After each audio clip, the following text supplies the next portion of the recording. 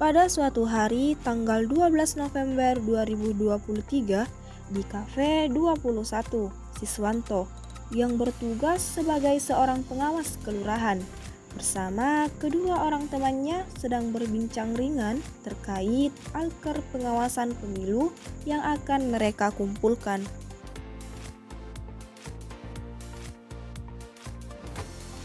Beberapa saat kemudian, Deng Pasang dan Hasbi juga datang dan masuk ke dalam kafe yang sama, tempat Siswanto dan temannya berada.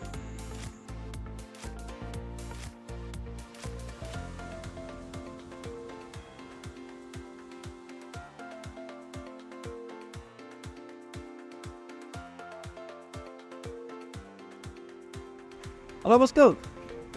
Hei, kemana lagi? Ini aman nggak? Oke, iya. Hati-hati. Usut punya usut, ternyata teman yang dihubungi oleh Deng Pasang adalah seorang calon anggota DPRD Kabupaten Goa yang dicalonkan oleh Partai Jeruk, Khairil Akbar, yang datang bersama ajudannya.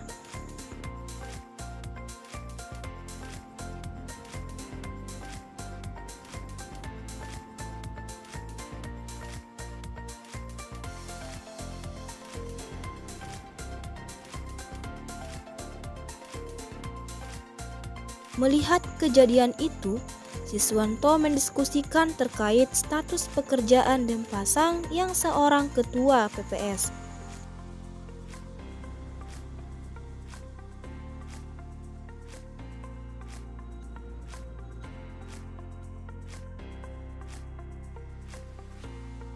Dan untuk memastikannya, Siswanto langsung menghubungi Firman yang juga seorang pengawas kelurahan yang bertugas di wilayah kelurahan yang sama dengan Deng Pasang.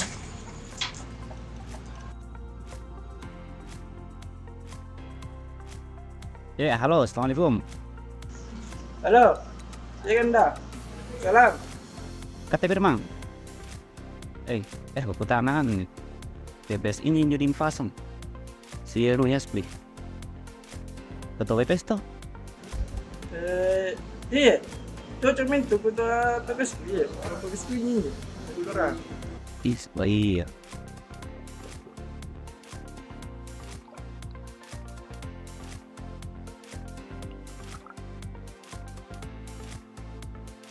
Iya. Iya Ganda, iya. Salam. Setelah memastikan hal itu, Siswanto kemudian mengambil gambar, baik dalam bentuk foto dan video. Namun, sejurus kemudian, sesaat sebelum berpisah Deng Pasang dan Hasbi menerima amplop dan bahan kampanye bacalek dari Khairil Akbar.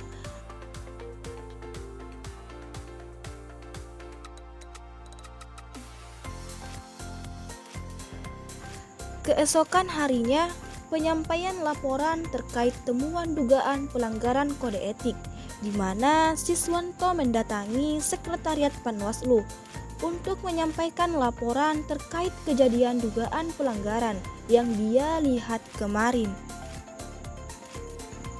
Pasal 1 ayat 34. Penemu adalah pengawas pemilu yang menemukan dugaan pelanggaran pemilu.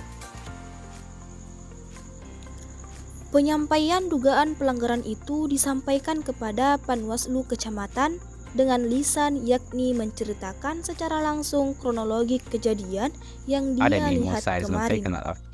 Terkait kemarin itu dua di warkop di Lestari. Kemudian ada PPS-nya, PPS Batang Kalupu.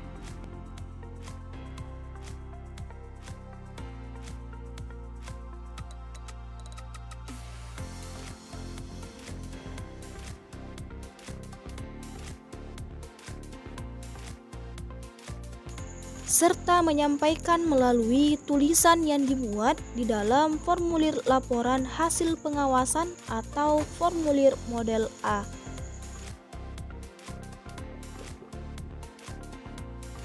di mana dalam formulir A ini memuat antara lain data pengawas, uraian hasil pengawasan, dan uraian informasi terkait dugaan pelanggaran mulai dari peristiwa, saksi, bukti, Kami dan dengan lainnya. pimpinan yang lain akan memperkenalkan kan apakah ini masuk dugaan pelanggaran atau tidak. Jadi nanti kami akan tindak lanjuti dengan terlebih dahulu kita plenokan sebagai 3 pimpinan. Terima kasih banyak atas kerja-kerja pengawasannya yang alhamdulillah. Pasal 1 ayat 30. Temuan adalah dugaan pelanggaran pemilu yang ditemukan dari hasil pengawasan pengawas pemilu.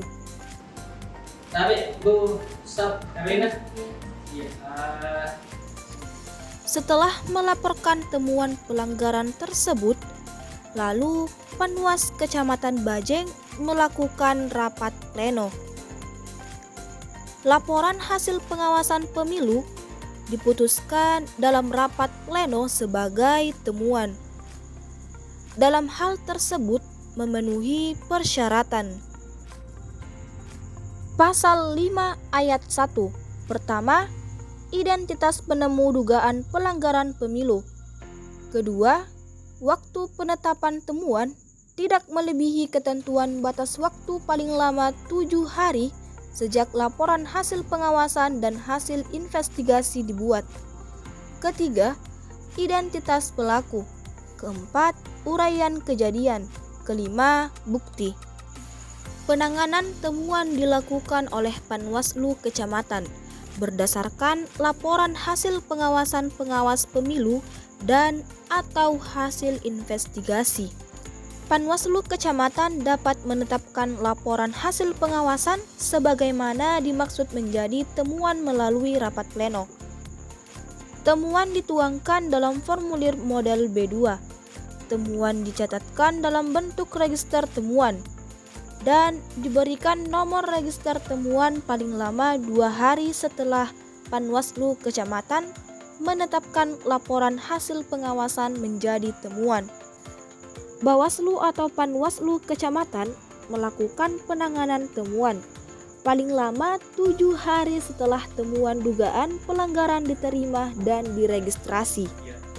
Dalam hal penanganan Panwaslu Kecamatan memerlukan keterangan tambahan mengenai tindak lanjut.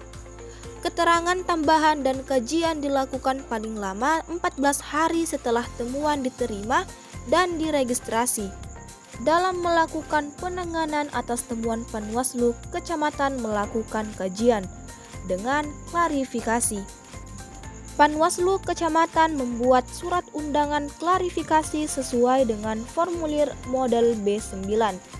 Surat undangan disampaikan secara langsung melalui sigap lapor atau media telekomunikasi kepada pelapor atau penemu, terlapor, saksi, dan atau ahli paling lambat 1 hari sebelum klarifikasi. Assalamualaikum. Waalaikumsalam. Kenapa kita? Iya, ada undangan ini klarifikasi dari Pak Mosca. Oh, bentar deh. Isi gitu bentar dulu.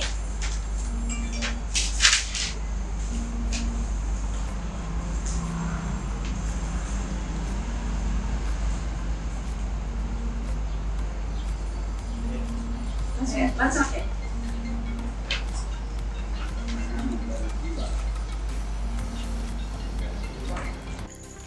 Kemudian Panwaslu Kecamatan melakukan klarifikasi dengan ketentuan pasal 30 ayat 1. Pertama, memastikan identitas pelapor, terlapor, saksi, dan atau ahli. Kedua, meminta kesediaan pelapor, terlapor, saksi, dan atau ahli untuk diambil sumpah atau janji sebelum proses klarifikasi. Ketiga, melakukan tanya jawab kepada pelapor, terlapor, saksi, dan atau ahli. Keempat, mencatat proses klarifikasi dalam berita acara sesuai dengan formulir model B12. Kelima, membacakan hasil berita acara sebagaimana dimaksud dalam huruf D dan meminta konfirmasi pelapor, terlapor, saksi dan atau ahli. Keenam, menandatangani berita acara klarifikasi.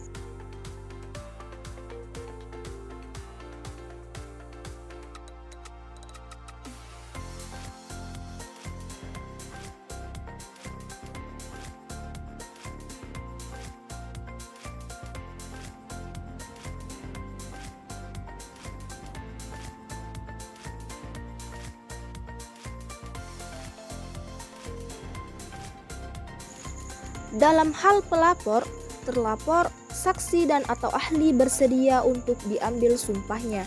Lalu pelapor, terlapor, dan saksi menandatangani berita acara sumpah atau janji di formulir B10.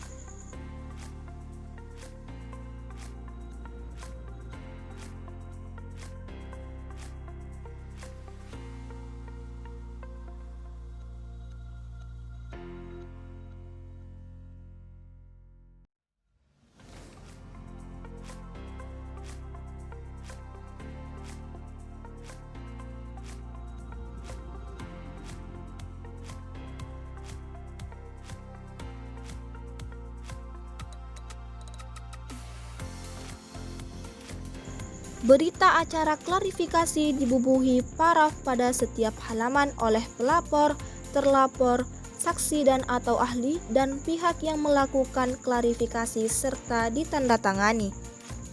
Salinan berita acara klarifikasi dapat diberikan kepada pelapor, terlapor, saksi dan atau ahli setelah status penanganan pelanggaran pemilu diumumkan. Tim klarifikasi terdiri atas ketua dan atau anggota Panwaslu Kecamatan dan pejabat dan atau pegawai pada Sekretariat Panwaslu Kecamatan yang ditetapkan dengan keputusan Ketua Panwaslu Kecamatan. Pasal 36 ayat 1. Kajian dugaan pelanggaran memuat: pertama, kasus posisi; kedua, identitas penemu atau pelapor dan terlapor; ketiga, daftar bukti; keempat, fakta dan analisis; kelima, kesimpulan; dan keenam, rekomendasi. Berdasarkan simulasi kasus yang berfokus pada temuan dugaan pelanggaran penyelenggara pemilu, kejadian ini menjadi temuan oleh salah seorang pengawas pemilu kelurahan yang mana yang menjadi terlapor adalah 2 orang ketua PPS kelurahan di satu kecamatan yang sama. Dalam hal Panwaslu Kecamatan yang melakukan penanganan pelanggaran hingga tahap kajian, Panwaslu Kecamatan kemudian membuat surat penerusan rekomendasi kepada KPU Kabupaten melalui Bawaslu Kabupaten. Pasal 44 ayat 3. Bawaslu Kabupaten atau Kota merekomendasikan pelanggaran kode etik penyelenggara pemilu yang dilakukan oleh PPK, PPS, dan atau KPPS kepada KPU Kabupaten atau Kota. Rekomendasi menggunakan formulir model B14 dengan melampirkan salinan berkas pelanggaran yang paling sedikit memuat formulir temuan atau laporan, kajian, dan bukti.